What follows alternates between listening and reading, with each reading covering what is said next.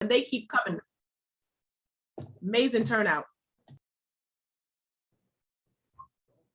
Chef Tom and Chef Steve, over to you guys. All right. All right.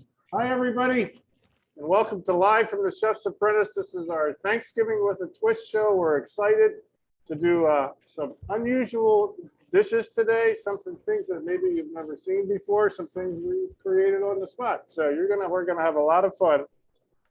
So a couple days ago, Channel 27 had this sides, most famous sides, preferred sides by the state. So IT guys, if you can zoom in on this map up here. Good job. So evidently stuffing is Pennsylvania's preferred choice of side, which is not a surprise. But it goes all around the country. Macaroni and cheese in Virginia, hash brown casserole in Kentucky and Tennessee, mashed potatoes in Illinois, baked potatoes in Wisconsin, macaroni and cheese Vermont, of course, because of macaroni and cheese, right? Vermont cheddar cheese. Baked potato in Oklahoma. Some of them are kind of unusual. It is really interesting. So to me, I don't know about you, Chef Steve. To me, Thanksgiving is all about the side dishes. Absolutely. So turkey's great, but it's all the different sides that make it good. So what's your favorite side? I love mashed potatoes. Mashed potatoes? Mm-hmm. So I like mashed potatoes too. Mine is stuffing, I have to say. Mm-hmm. So we're going to do some unusual things today. I want to talk a little bit about some of the things we got going on up here. Okay. These are some of the ingredients that we'll be working with today. We have crispy onions. Everybody calls them French's onions, but this is a store brand. They're just as good. Cranberries, picante sauce, poultry seasoning. These are some traditional cream of mushroom soup, cream of celery, a persimmon. We're actually going to be working with persimmon today. Pumpkin, green beans, cream cheese, all kinds of different stuff. And before I forget it, I want to do a little bit of a plug too for the cookbook. So there are some side dishes and appetizers in the cookbook. Cookbook is on sale in the bookstore. Do we have anybody on the call from the bookstore? If you can put the link in the chat. So awesome. So we have about 6 recipes we're going to do today. So we're going to move pretty fast and furious. The first one we're going to do is a cranberry sauce. So traditionally, cranberry sauce, what do you like for cranberry sauce, Chef Steve? I like the jellied cranberry sauce. That's Yeah. the thing. I'm sorry. It's okay, but that's what a lot of people grew up on. Yes, that's what I grew up on. So I grew up on my mother making cranberry relish with fresh cranberries, oranges, pecans, pineapple, that kind of stuff. And it was delicious. So what we're going to do today is a little bit of a twist on that because it is, after all, Thanksgiving. Absolutely. So we're going to start off with about 3/4 of a cup of orange juice. And I have here a bag of fresh cranberries. So it's a 12-ounce bag. These are all over the grocery stores right now. And what you can do is you can buy these and freeze them. They freeze really well. But the goal here is we want to get them hot, bring them to a boil. We're going to make the skins burst. That's just going to take a little bit of time. And if I was making cranberry relish, I would do the same thing. The cranberries are very tart by nature. I don't know if you like cranberry juice. Cranberry juice, the Ocean Spray sells a version called 100% cranberry juice. In other words, it doesn't have any other blended juices with it, and it's tart. It's my favorite. So we're going to bring this. So instead of using water to boil my cranberries, the orange juice actually adds a little bit of extra flavor. Orange and cranberry are a natural kind of a liaison. They work really well together. So as soon as this comes to a boil and the skins pop, it only takes a couple minutes. I'm going to add a little bit of sugar to it to get it to almost candied stage. And then I'm going to add a secret ingredient. I can't tell you yet because it's a secret. So while that's getting hot, Chef Steve, what kind of stuffing do you like? Stuffing. I just like I like chicken stuffing. I usually get it from the grocery store. That's my favorite. But my mom used to make it fresh with like bread, would chip the bread by hand and all that right from the get-go for Thanksgiving ever since I've been a kid. Wow. So did your mom use white bread? Yes, she did. Okay. So, that's the thing about stuffing is it's the different kind of bread that you use that adds the different flavors to stuffing. And if you go into the grocery store right now, can I have a spoon? Sure can. You'll see all different kinds of bread cut up. All right, so this is coming to a boil. Like I said, this doesn't take long. Basically, what we need to do is get these skins to burst. They're almost there. You can see them. I don't know if you can see that. I'm going to move this. There you go. There we go. Our IT guys, Chris, and Pete, they're the best. They've been working on our over-the-counter camera shots for us so that you can see what we're doing. Pull that off. So you can see how the skins have burst. All right, I'm going to add my sugar. And you're thinking, that's a lot of sugar, Chef Tom. You know what? It takes a lot because these are very tart. So in order to make it sweeter and acceptable, you kind of need a lot of sugar. All right. So and then if it's boiling, the sugar dissolves very quickly. It almost becomes like a simple syrup.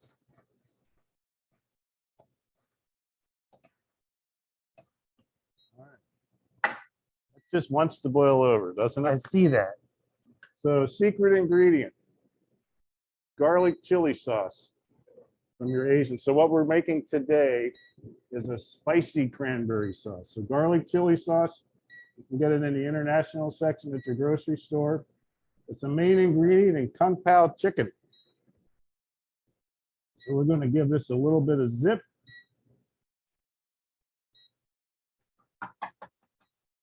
Now what we're going to do is, Chef Steve's going to open that up for me.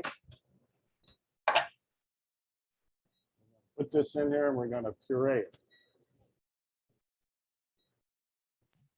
As they're doing that, if you guys have any questions, please feel free to drop them in the chat as they're prepping and preparing and putting things together. Please feel free to ask any questions you may have.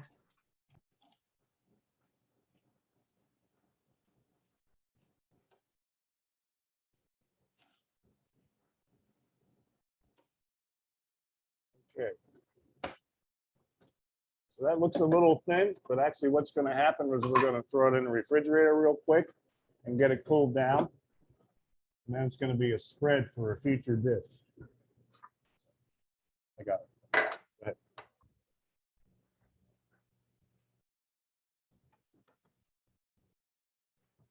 All right, so Chef Steve's going to put that in the fridge for us so that that's ready in about 25 minutes. So another surprise, kind of a twisted dish.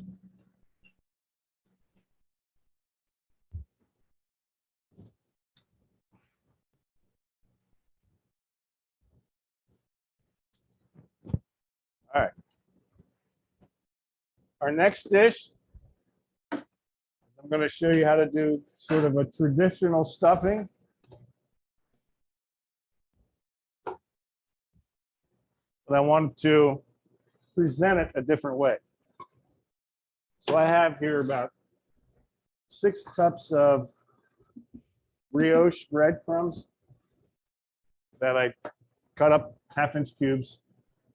Did nothing to them, put them on a sheet tray, put them in the oven for about 10 minutes, just to lightly toast them and take some of the moisture out of them.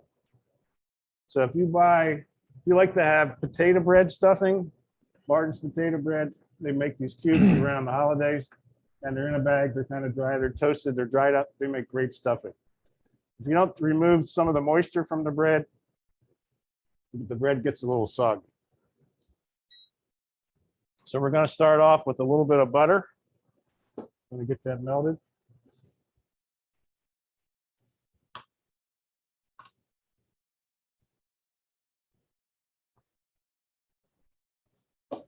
So as soon as my butter melts, I'm going to add some celery and some onions, and then I have some chicken stock. One of the keys is picking out what kind of bread you like. So if you wanted to have a little bit of a healthier or more dense bread filling, you could use wheat bread or multigrain. You can do a combination of different kinds of bread to give it color, because brioche bread is kind of yellow, white bread would be white, wheat bread would be brown, kind of a little bit of a calypso type stuffing. So it all depends on what you want. Cornbread stuffing is another type of stuffing. Again, whatever you choose. So my butter's almost melted. I'm gonna add some celery. I diced the celery 1/4 inch. I'm gonna add some onions. I just want to cook these up and get them started, kind of sweat them a little bit.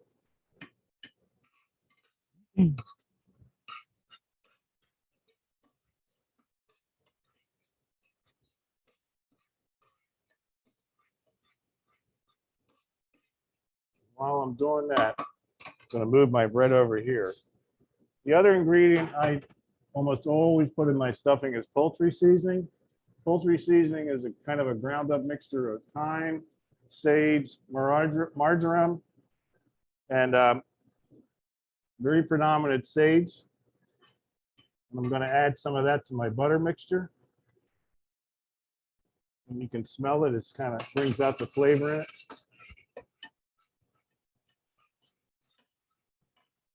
Now I'm going to add some chicken stock. I just want to get that to come to a boil. Once it comes to a boil, you're ready to go. So real quick,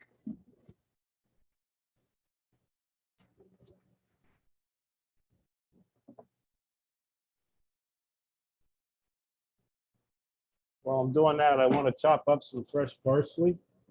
You can use the dried parsley if you want. Got a little bit of fresh here. I'm just going to kind of pick through it a little bit. Don't want to have too many stems. The dried is okay. Fresh tastes better. It just does. I'm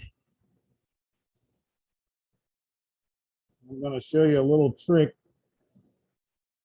with the parsley. You happen to have two French knives of the same size. One of the things that saves you a little bit of time, if you hold two of them together in your hand, you put your finger across the top.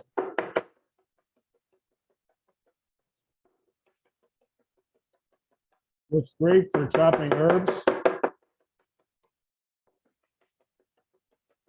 See how quickly that comes together.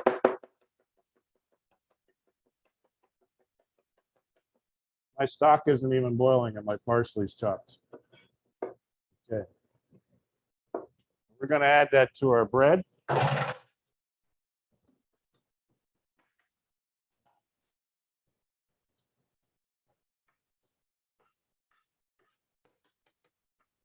Whenever you use a knife to scrape something off a board, always flip your knife over instead of using your blade side. Yep. Mm-hmm.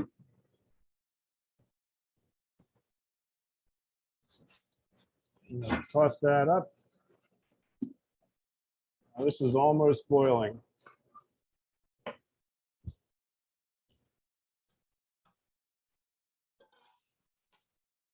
Now, one thing I do when I put this together, I never add all the broth and vegetables at one time, because I want to make sure I can adjust the moisture content, the wetness, dryness of my stuffing. I'm going to add some of it.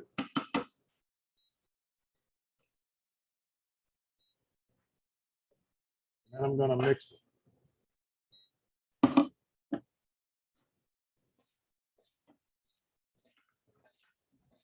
You can hear those dry cubes in there moving around, which is a good thing.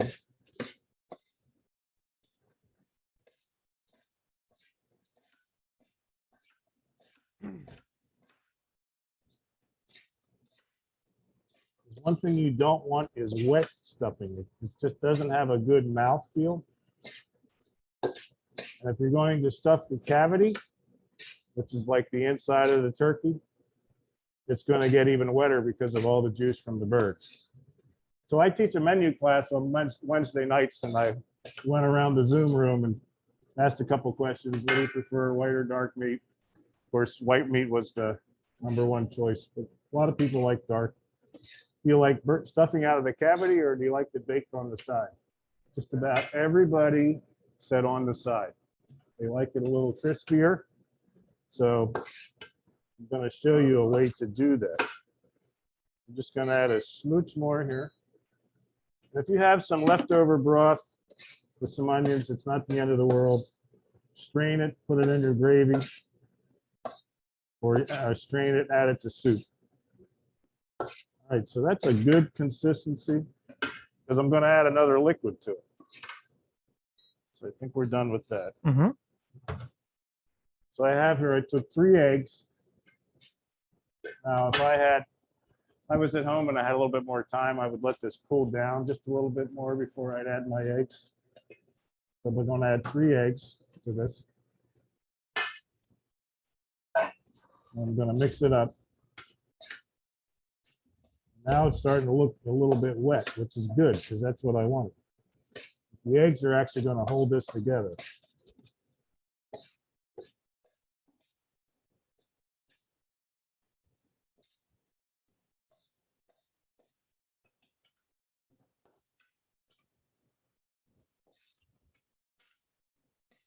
Okay, starting to break now. It's perfect.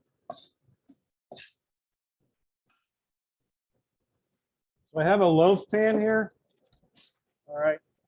It's what I did is I sprayed the inside with the food release, and then I took a piece of parchment and I cut it and I laid it on the inside, and you'll see why. You can probably figure it out. But it's what I'm going to do is put our stuffing in this loaf pan. And I'm going to bake it in the oven. So when it comes out, it's going to, and I work with it. Well, I don't want to ruin it for him, so you'll see. It's going to be a twist. That's what we're doing today, Yep. right? Absolutely. So we're doing a twist on Thanksgiving. So I want to load this in there. It's going to go into like a 350-degree oven. You got to figure most of this stuff is really cooked. So really what I'm doing is getting it hot enough to get it to set up. So kind of level it out. You want to put it on a sheet tray before you put it in the oven. So I happen to have one right here. So you bake it with the parchment on the side. And what that does is once that cools down a little bit, that parchment helps you lift that right out of the pan instead of trying to struggle with it. And it helps keep its shape. So it's just a piece of paper.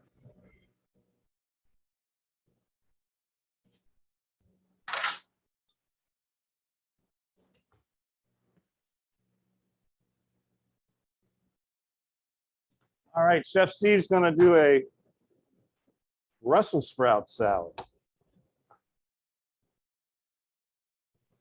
All right. So one of the big side dishes that a lot of people tend not to use is Brussels sprouts. Brussels sprouts could be used in very many interesting ways. Usually, I know this because my fiance, she works in agriculture. Brussels sprouts come on a stalk. And then what you do is you snap them off the stalk, and then you have the Brussels sprouts that are about that size, sometimes bigger, sometimes smaller. And that's how you see them in the grocery store. So what I did this morning is I shred some Brussels sprouts nice and thin. Now you could do this in a couple different ways. I did it with a French knife. Now you can also do it with the mandolin. The only thing with the mandolin is it's very, very sharp, and you're more likely to cut yourself. If you do use a mandolin, they come with guards, and they also come with cutting gloves. The cutting glove is always key to using a mandolin, as you could tell, or sense, so you don't cut yourself. Now it's not always cut proof, so it's always good to have something else over top. Like whenever I did it this morning, I did a cutting glove, and I did gloves over top of that, just as another barrier to protect yourself. So one of the things we're going to do first is we're going to make our dressing for our salad. So I got orange juice,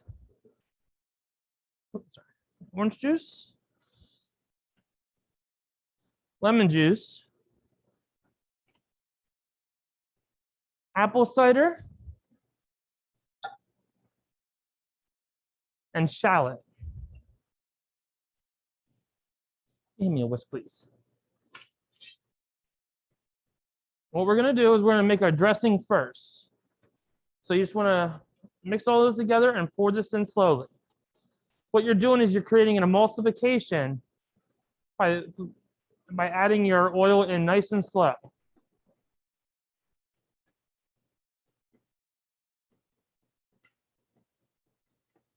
You could also do this in a food processor or a blender.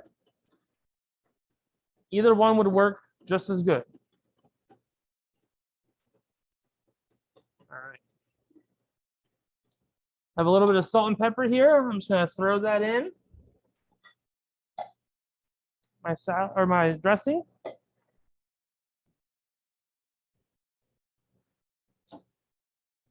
Whisk that up together. All right, I have a larger bowl here. I have some spinach here. I'm gonna throw my Brussels sprouts in. Now, instead of spinach, you could also use kale. I've seen that done with this recipe before as well. And before I added my dressing in, I'm gonna toss these ever so lightly, just to get them both incorporated. I'm gonna throw a little bit of cheese in, a little bit of bacon, some sliced almonds. Now I'm gonna throw in my dressing. What kind of cheese do you use, Chef? I use Parmesan. Okay.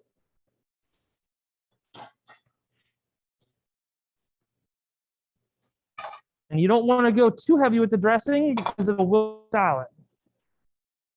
You want enough that it's nice and coated and nice and incorporated.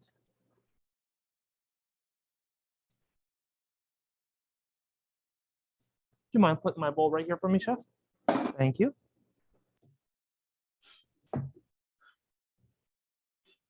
Chef, quick question. Somebody wants to know, will these recipes be available? And if so, where can they locate them?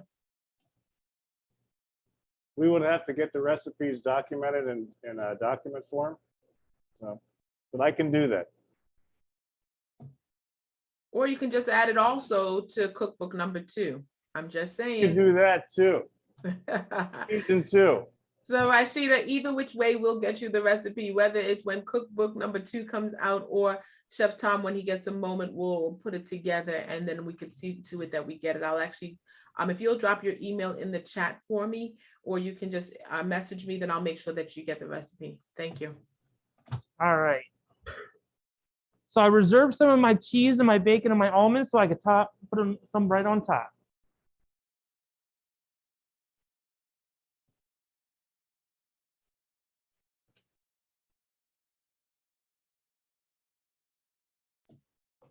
And Holly, I'm assuming you dropped your email in for the recipe as well. I just wanted to make sure you was dropping it in for you and not for Right there. Rashida.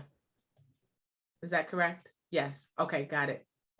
And anybody else at this point, go ahead and drop your email and I'm copying it. It does. All right, and there you have your Brussels sprout and spinach salad with bacon, almonds, and Parmesan cheese.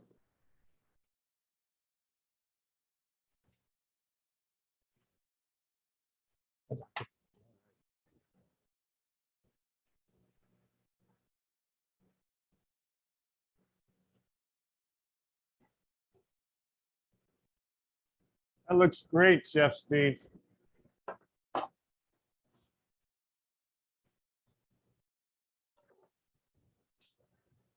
So our next recipe is green bean casserole. Right. So everybody knows what green bean casserole is, right? It was actually created in the Campbell's Test Kitchen in Camden, New Jersey. I was fortunate enough in my life to be there. I was there for a recipe competition and they took us on a tour. And there's a picture, it was created like in 1954. And the woman's name and the documents that she used to create it are framed in the test kitchen up on the wall because it's that famous. That's awesome. So, and a lot of people, it's a tradition. So, well, you know me, I like to do some different things. So I created this recipe. I found it in my documents in 2004 for actually a twist. It was a Thanksgiving sides competition. I didn't win it, but I created a new idea. So that's the way I always look at it. So this is a green bean nacho casserole. It's nacho casserole. Nacho casserole. Okay. So what I have here is a oven-proof casserole dish.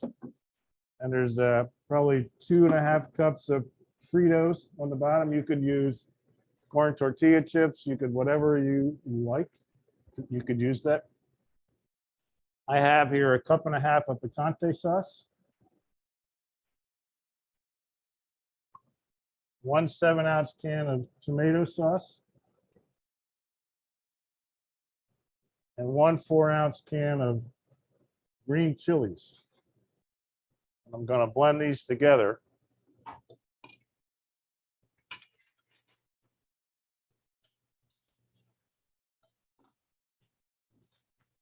And I have your frozen cut green beans, which is fine. Remember, I like frozen better than canned.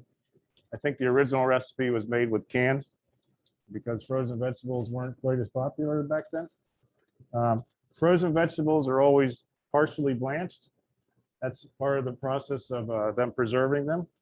They don't go from fresh into the freezer. They just cook them slightly so that they freeze better. So I'm going to sprinkle some of these on my chips.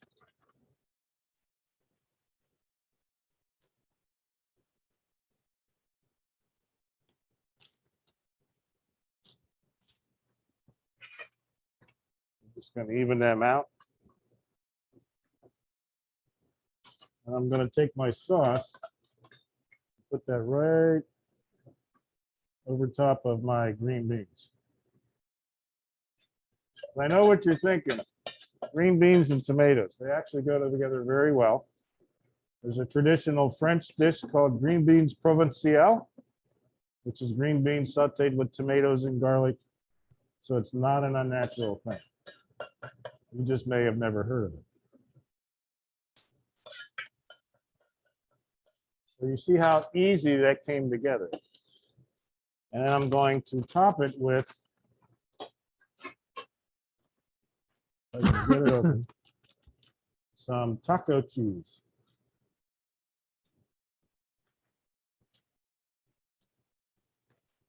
And this is the cheese blend of 4 different types of cheese. This is going to take a few minutes in the oven, but I wanted to get it started so that it's ready by the end of our class. Chef Tom, how long is that going to take roughly? Probably 25 minutes is my guess.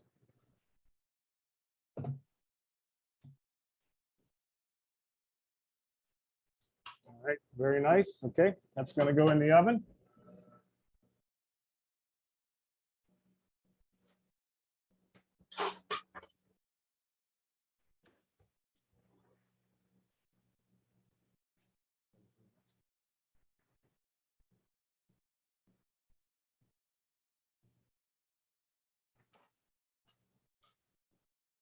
All right. While that's in the oven, we're going to move on to our next dish. As I mentioned at the beginning of the show, I am huge into mashed potatoes. It's one of my favorite things around Thanksgiving and in general to eat. So what I'm going to show you how to do is make a dish called crispy potato balls. Now, I know you're thinking, Jeff Steve, what do you mean? So not only for Thanksgiving, but after Thanksgiving, you have a lot of leftovers. It's very, very common. So what you're gonna do is make mashed potato balls from your leftover mashed potatoes. Today, we're using some of the Bob Evans one, just to show you how to do this. So we're gonna throw in bacon, garlic, cheddar cheese. Chef Steve, mashed potato balls is a new one. Yes, it is. Now, is this something that you have developed or you saw it somewhere? I actually saw it somewhere and I thought it was a really good idea, so I wanted to show you guys today.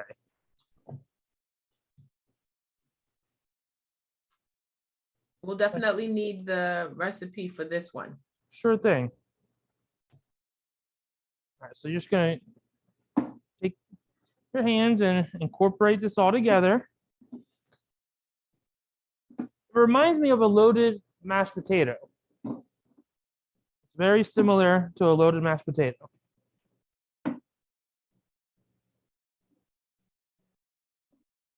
Once you get all that incorporated,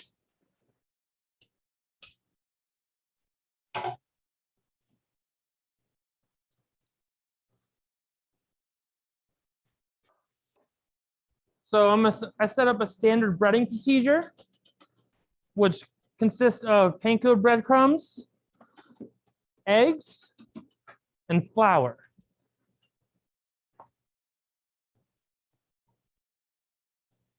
I'm just whisking together my egg.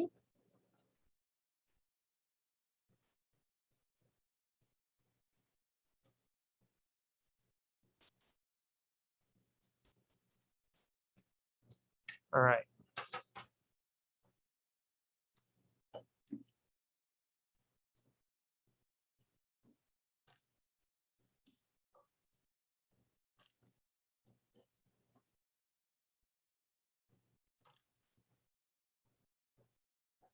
So Chef Tom, as I was whisking up my eggs, is starting to form my potato balls on a sheet tray.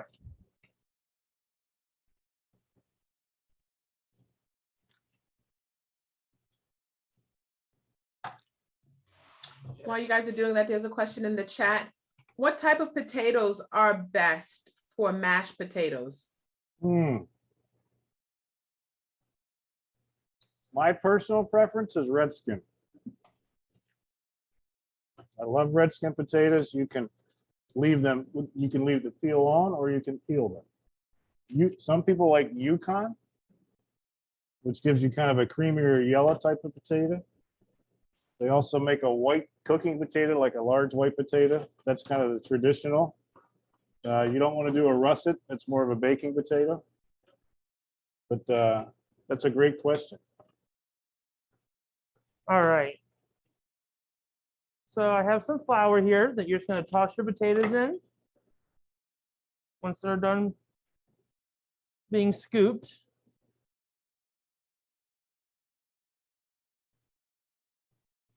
Then before you put them in your liquid of your eggs, you want to get all the excess flour off as possible, because that'll prevent your egg from sticking to them. There's a comment in the chat that says, I've done something similar with mashed potatoes, only using crushed cornflakes.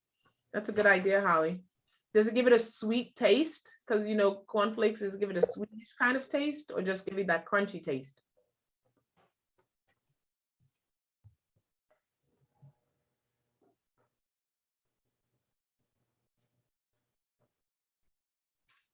All right, for standard breading procedure, one of the common things that some people do is they use their dry hand and their wet hand together. So what I mean by that is you have one hand for just your dry ingredients, you have one hand for just your wet ingredients. So now that I have these all incorporated in the egg, I'm gonna take them out and then put them in my panko breadcrumbs. It's a good thing you have a third hand. I see that. So one thing you could also do with these is you could also pre-scoop them and freeze them. Yep. Because what happens is it keeps them nice and solid for your breading. These are a little pliable right now just because they're fresh.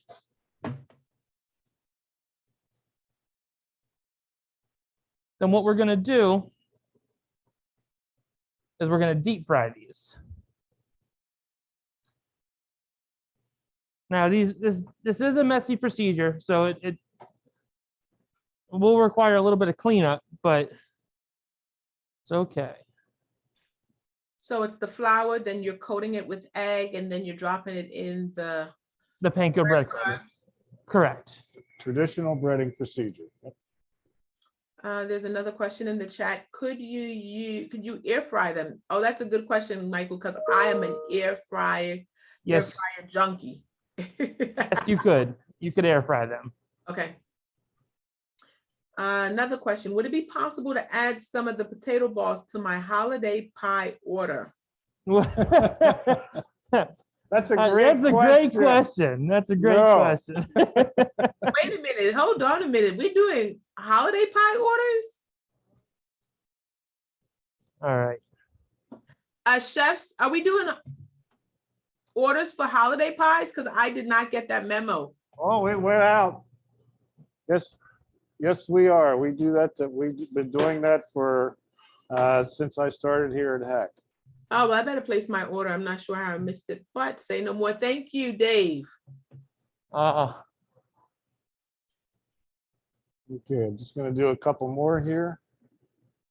And then what we're going to do with these, we're going to stick these in the refrigerator. Mhm. Actually, let's put them in the freezer. That's what I was gonna do, Yeah, put them in the freezer. freezer just to let them set Yep. up so they hold their shape. And then I went wet hand, wet hand. So a perfect example of the standard breading procedure is if Chef Tom would use his hand that he has the egg in and put it in here, it's one thing that we call monster hands. Monster fingers. Yeah. So your hands get covered in all Three steps. all three steps all in one. Yeah, then you can't, yeah. Then we chase each other around the kitchen. Like, that's not true, but All right.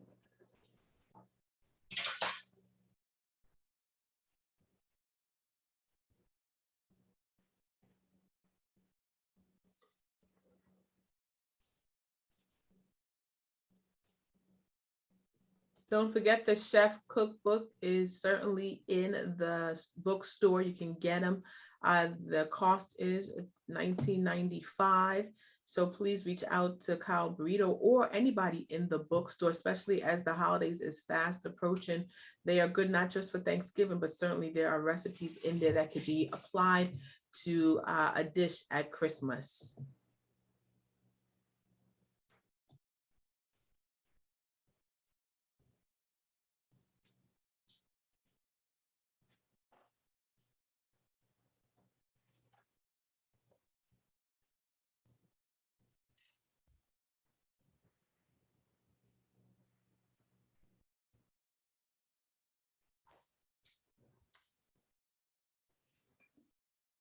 All right.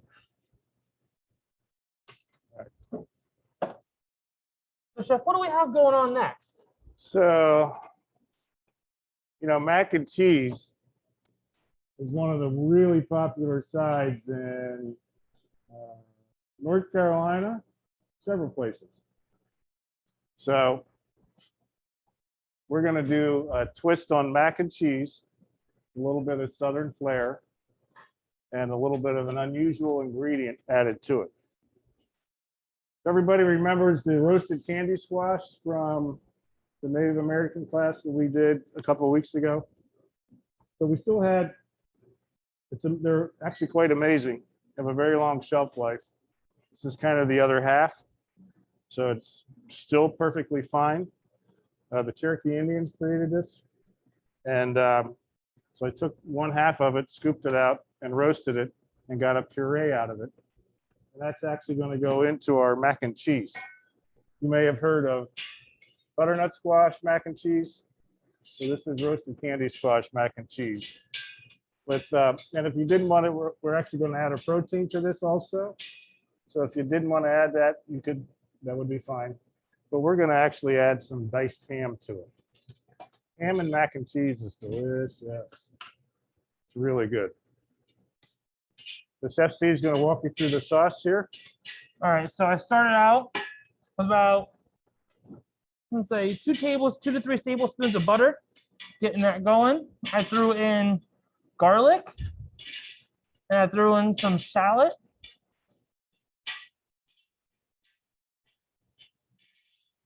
And this will be the base of our mac and cheese. And so we're starting out with the roux.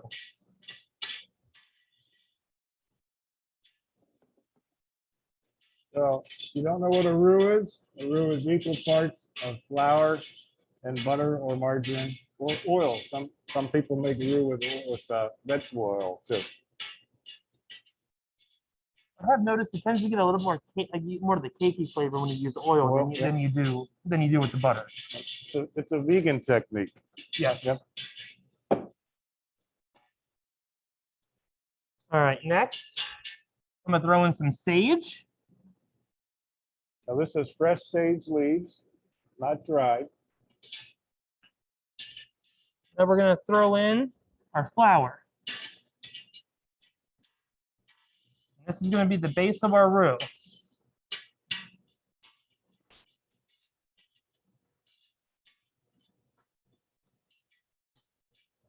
And then when you cook this, you'll get like a nutty flavor. Well, traditional roux, you'll get a nutty smell. It's the toasting of the flour. If you don't want to toast it too much, you want to keep it kind of blonde. Yes. So now we're gonna add in our milk and our heavy cream. If you don't have heavy cream, if you want to cut back on your fat, you can use half and half.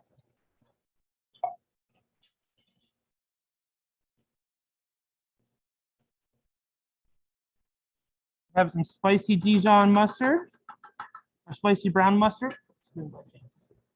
Thank you.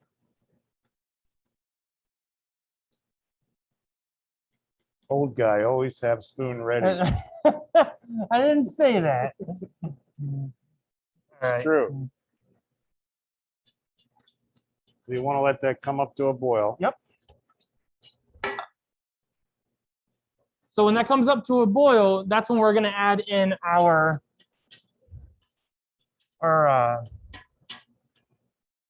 squash puree. Squash puree.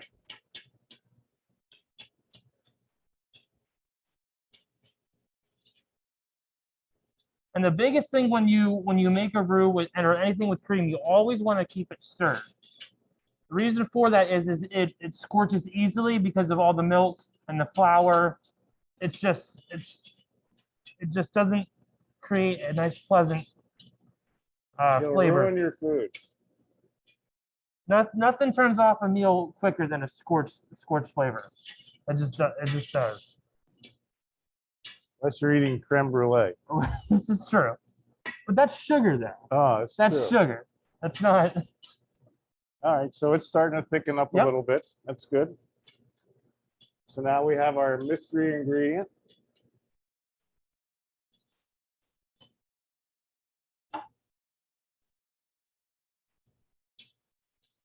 This will also change the color a little bit orange. That looks good. So we had never made this dish before, so we're kind of excited to see what it tastes like. So yes, it has a nice orange color. I don't know if you guys can get an overhead shot on that. All right. There you go. I'm gonna throw in our ham now as well. So now it kind of has like a ham and cheese. Kind So of looks like a ham and cheese sauce. yes, it does. Now you can throw the ham in later because it's already cooked.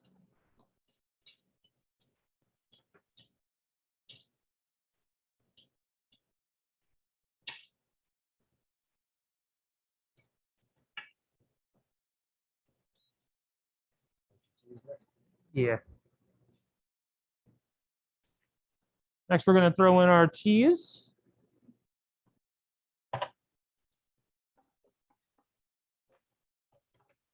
The cheese we threw in was a cheddar jack blend. We use that in the restaurant quite frequently when we make macaroni and cheese. It just creates a very nice product. Yeah, I was going to. Yeah. And then I'll take a rubber spatula.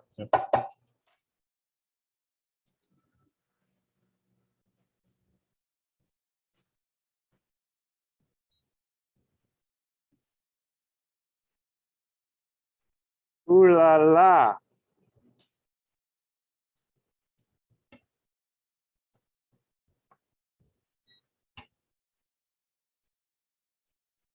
It's always good to have a helping hand when you make this. All right. So when you do this, then you're just going to fold your mixture all together.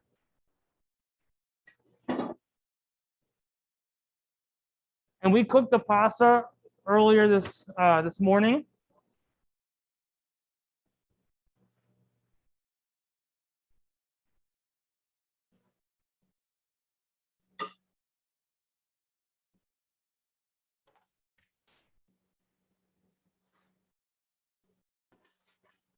As you see, I'm just folding it on itself. It's always good to have a bowl a little bit bigger than you need because when you go to mix it, it's not falling all over the sides for your dish. All right. Next, we're gonna put this in our casserole dish.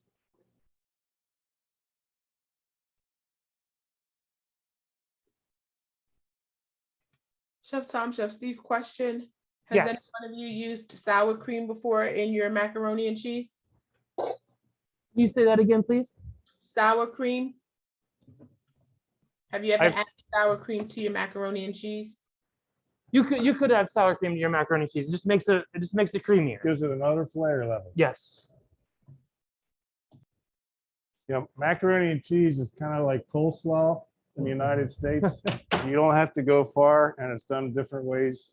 Like 2 states south, they don't do it this way. They do more of an egg and milk custard. The what? So that looks great.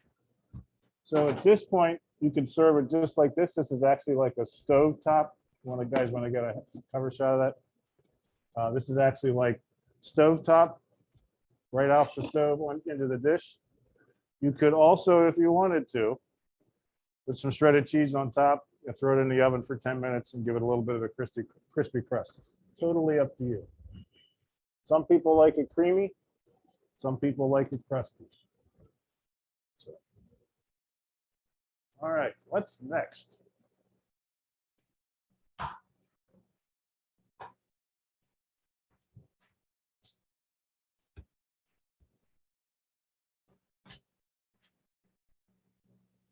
Chef Steve's going to work on his potato balls.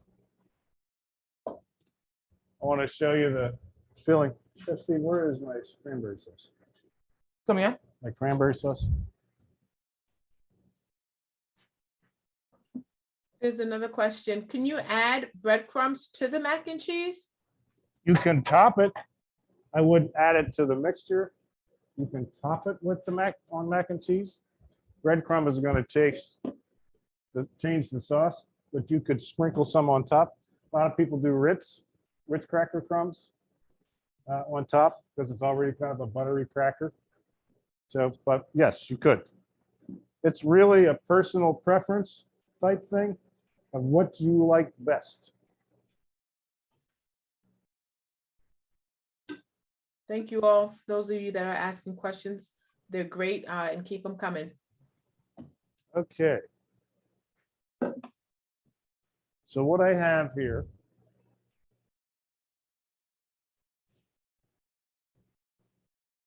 this is the stuffing loaf that we did earlier in class. So I just pulled it out. If you can see how that lifts right out of there. Nicely. Very nice. Okay. So now you have something to work with if you want to do something a little different.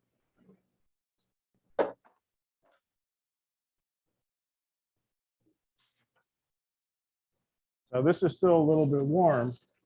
So if I was going to do this, I would bake this off and I would kind of get it cold. So I made some this morning to get cold so that I can slice them up.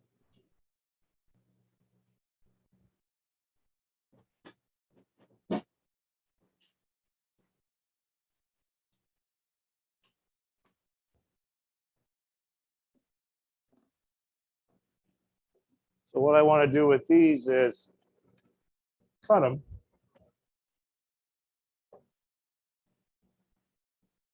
I'm going to just lightly griddle them, just to give them some color.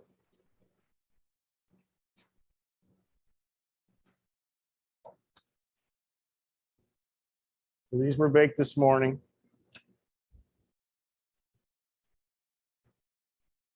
Just going to cut the end off here. I'm going to go get a different knife. I'll be right back. I'm just going to go grab a serrated knife. Okay.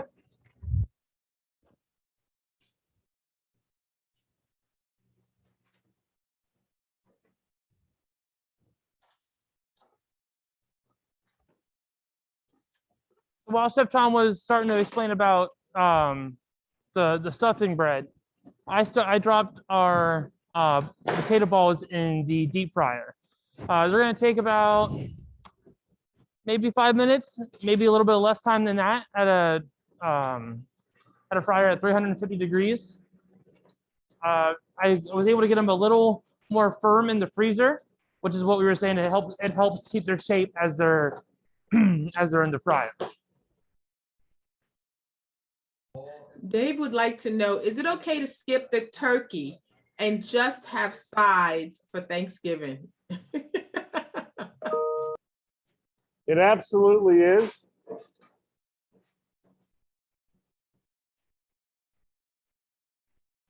I was watching a show, I think it was the news, and they mentioned that turkey was the second least favorite food in the United States, which I found surprising because I love turkey. But I always said Thanksgiving is about the sides. So, all right, so we're going to cut this down. It comes beautiful. So what I wanted was a nice slice of dressing there or stuffing.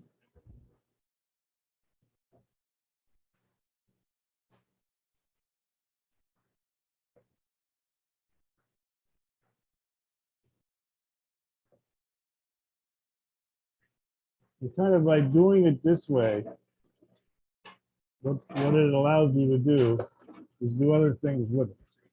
So a lot of times, we have to go for the casserole dish because it looks nicer on the table, but actually going in a loaf pan, it's not so bad.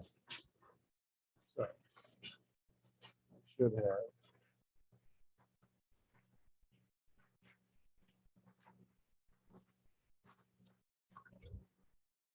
So what I'm going to do is heat up my skillet. I'm just going to brush some butter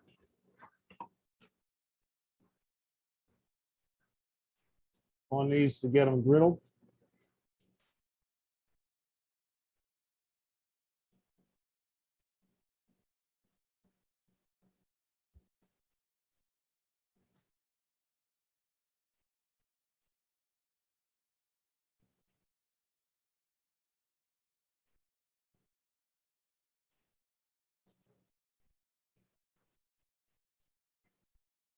So I just want to get some color. You notice there's color on the outside, but there's no color on the inside.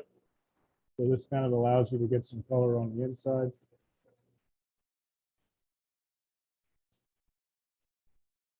I'm just going to put a little bit on top. I'm going to turn that over.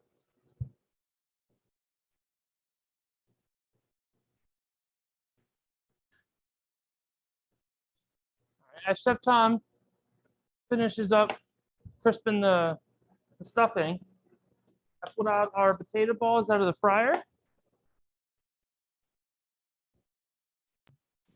Now those look delightful. How long were they in the fryer for? They were, like I said, they were about like a little less than 5 minutes. Not too long at all.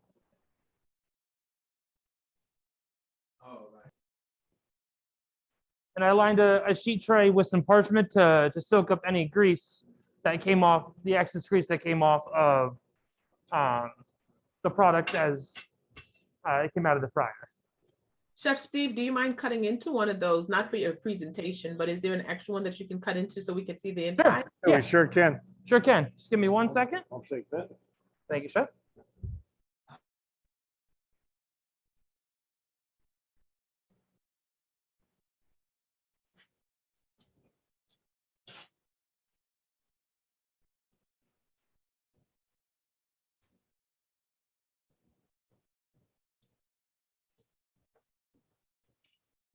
Where's my sauce? Okay.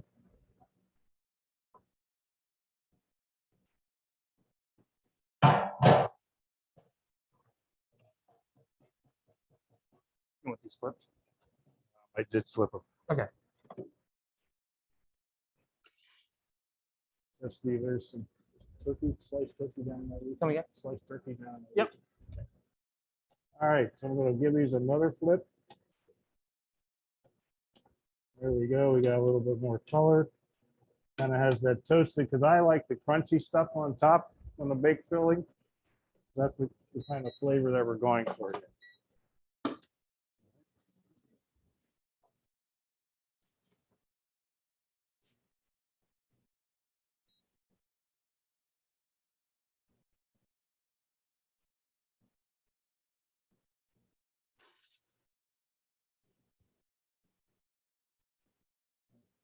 So Steve's cutting his potato balls. Yep. Go ahead.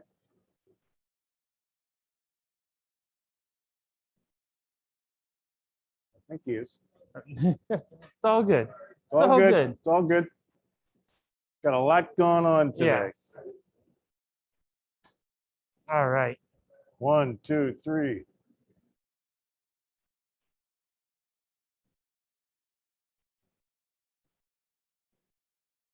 I'll tell you what, with a little bit of your leftover gravy from the day before, it would be some banging stuff. You can even put some of that cranberry relish you have right on the bottom of the plate too. You could. There's a question in the chat. Are we, and this is not from Dave. Thank you, Dave. This one says, are we invited to come and get a to-go bag? Looks like too much food for the chefs to eat alone. Absolutely.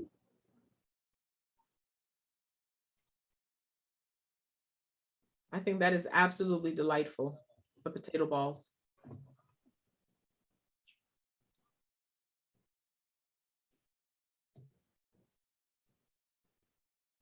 It's also a great way to use up any mashed potatoes that you have left over from Thanksgiving.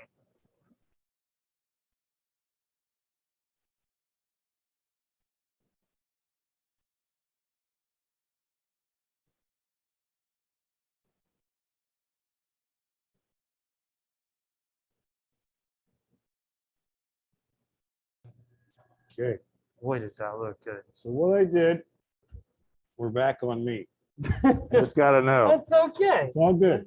So I took some leftover turkey because I really didn't have any leftover turkey. So I have some smoked turkey here, and I sandwiched it between our stuffing. So basically we kind of made a stuffing sandwich. And I'm just going to pull these out.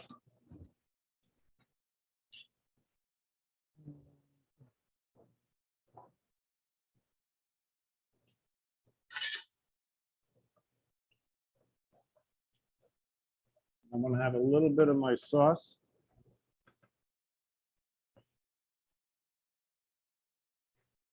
On the plate.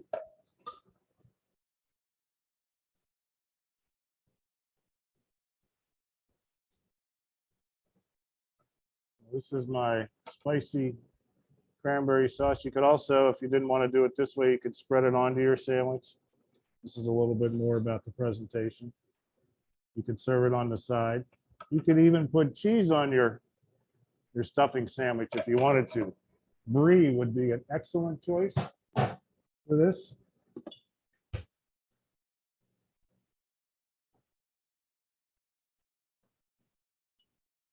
just going to slice these into thirds.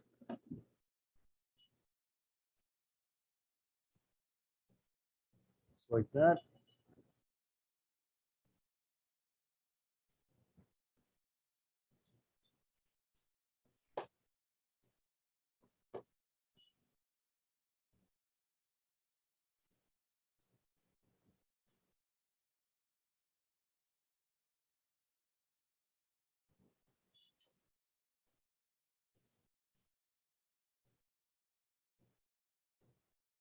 There you go, is a great after Thanksgiving type meal, great football day type snack.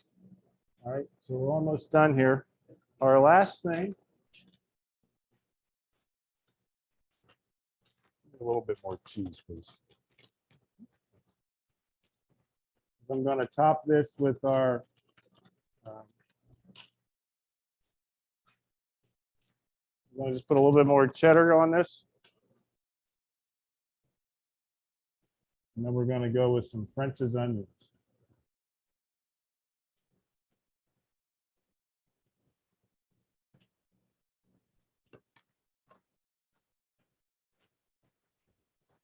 The whole idea of these things is we toast them off for about 5 minutes just to get the smell, the aromatics.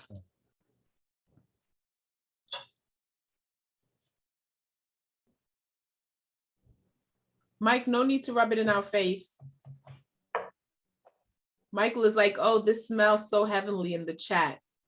And we're like, Mike, don't rub it in our faces. Give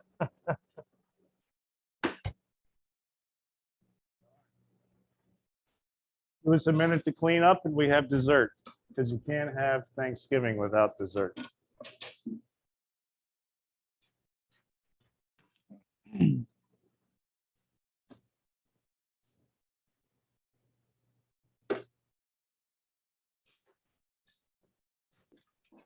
Thank you all so much for being here. It's always a pleasure. I have to run. I have another Zoom, but Chef Tom is in good hands. He is in control, so they will close out. Thank you all so much for being here with us for Thanksgiving with the Twist. We enjoy you guys, and we'll see you again in December. Thank you.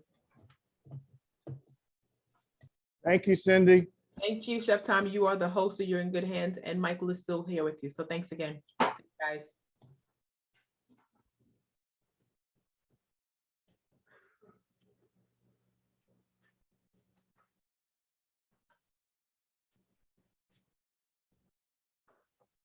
This doesn't take long.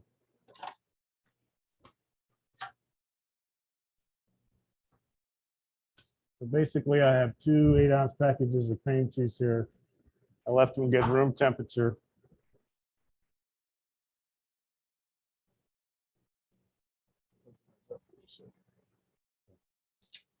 We're going to put them into the bowl.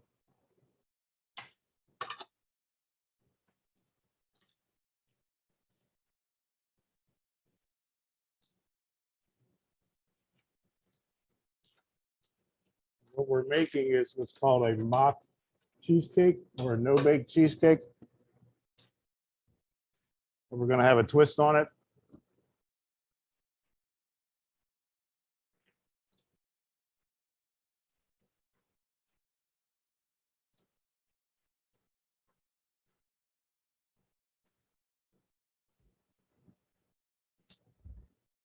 I'm going to whip this up real quick.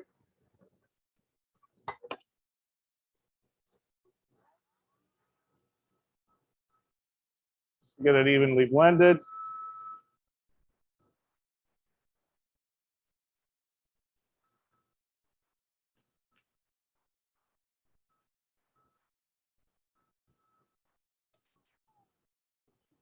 Adding some vanilla extract, some granulated sugar.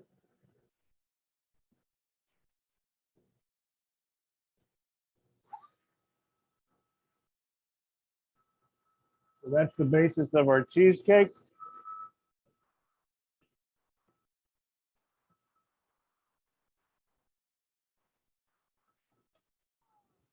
A little bit of whipped topping I'm going to add, about a half a container. This is going to give it air.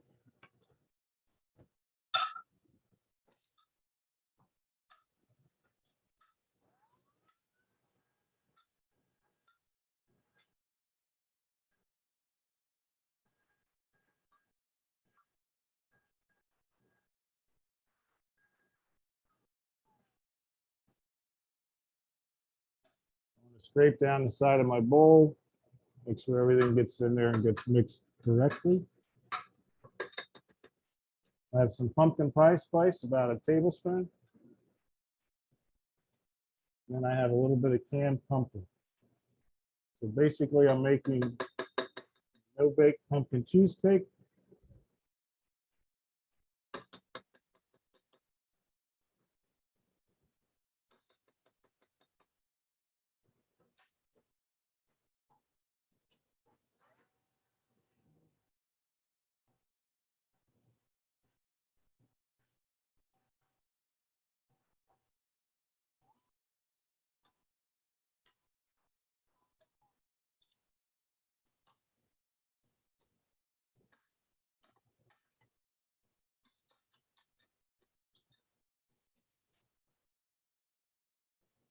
See how quick that comes together. I'm just going to take it off the cradle here and finish blending it by hand.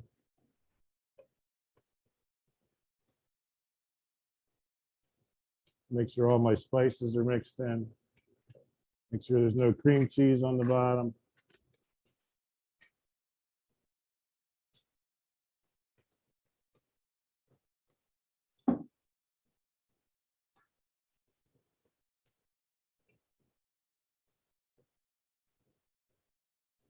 The easiest way to dispense this is with a pastry bag.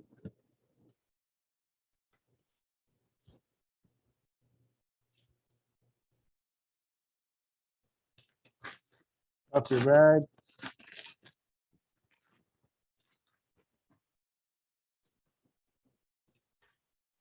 Start putting some of your filling in.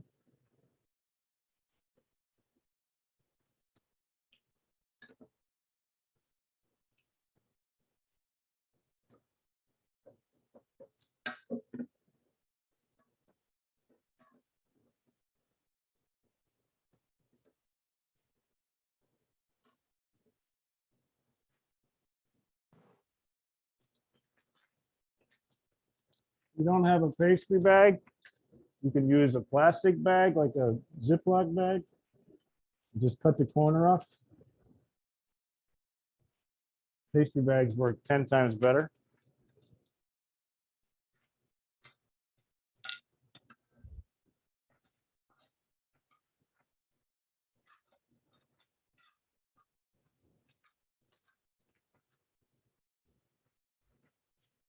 So Steve's going to line these up for me. Make sure you don't turn the burner on. I try not to. So you're going to just pipe in an amount very evenly.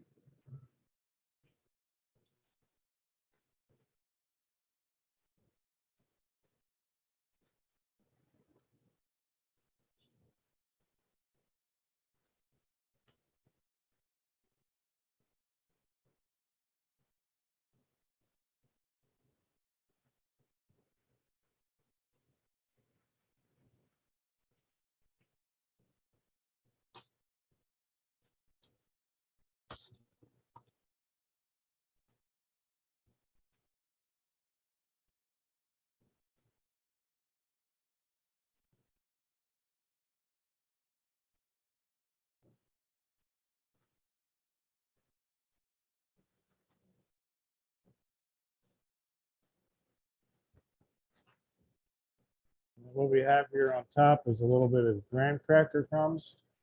So this is it's kind of what they call deconstructed sometimes. But really what it is a pumpkin cheesecake shooter.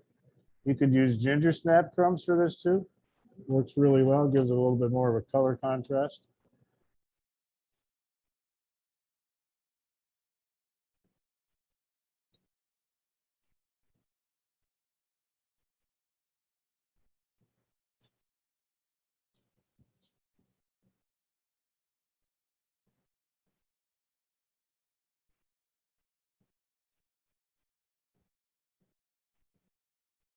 Line them on your buffet.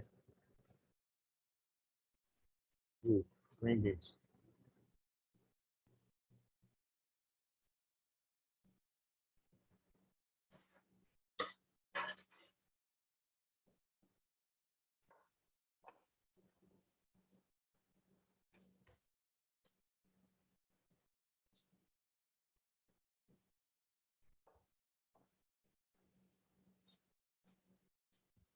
green bean casserole.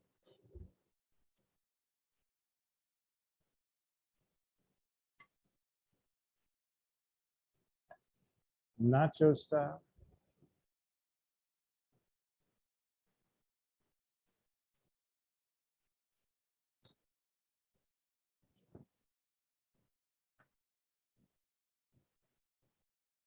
There we go. So there are 6 different ideas with twists on traditional Thanksgiving sides and desserts.